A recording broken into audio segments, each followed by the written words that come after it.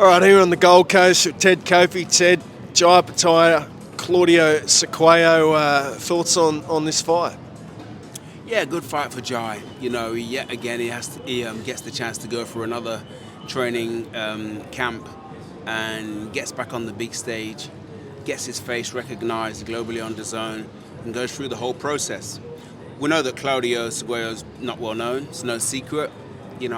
All things being equal, everyone being well and healthy, you would expect Jai to do a real number on him. But I think that is what Jai wants to do. He'll keep his confidence high and keep his momentum going. I saw Claudio in the lobby before. He looks quite, he's not a big man. Jai's sort of physical attributes, how will they sort of come into play in this fight?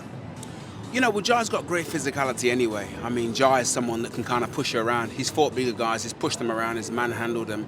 David Nika was bigger than Jai, but he wasn't overawed. So I think he's going to do what he does best. He's going to maul him, use some boxing acumen, along with his power and strength, and just steamroll him. And that's what we all in Australia want to see him do. And hopefully that's what Jai's trained for, and he'll get the job done. The critics out there have sort of said that, Jai's level of opposition perhaps hasn't been the best in the last few fights. What do you say to that? There's guys like Zerto out there that Jai can fight, Badu Jack. Why can't Jai sort of land those big fights? Well, at the end of the day, boxing's a business, and this is just a plain simple fact. You're damned if you do, you're damned if you don't. Jai could hang on for Zerto, to fight on the Jake Paul undercard, and then Zerto wants 4 months after that, and then he might get injured, and suddenly Jai's been out 16 months, and it just gets ridiculous. So it's always good to stay competitive, to stay sharp. I think that Badu Jack has now been ordered to do a rematch by the WBC. So it's either a case of keep going or, do something in between. Number 1, number 2, number 3, number 4 probably don't want to fight Jai just yet. They'll probably want to just maybe milk that, for lack of a better phrase.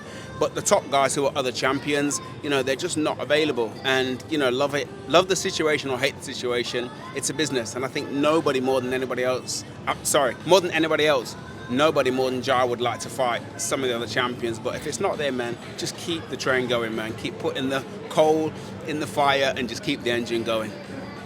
What about Jake Paul? He's set to fight Chavez Jr.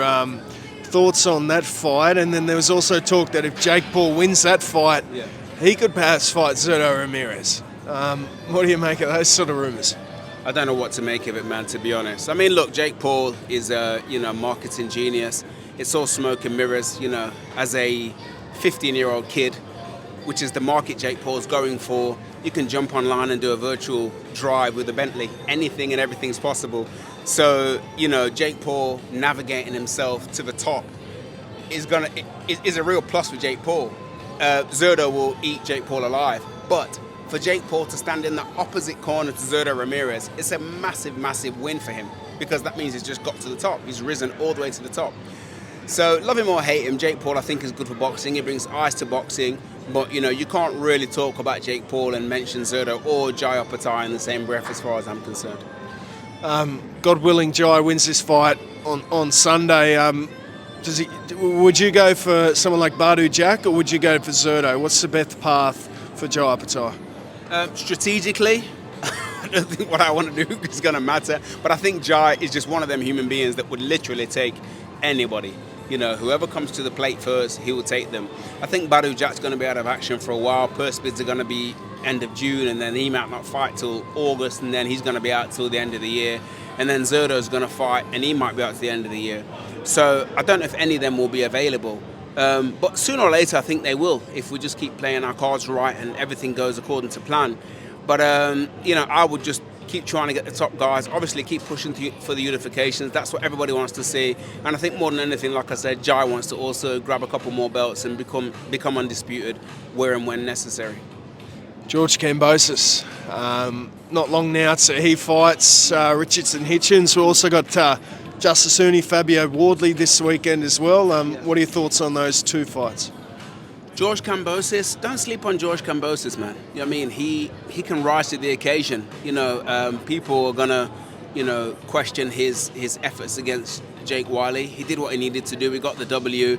this is a whole new kettle of fish, man. And George has been there, you know. And when you lose to the Devin Haney he lost to, and you fight Lomachenko, you pick up valuable experience, man.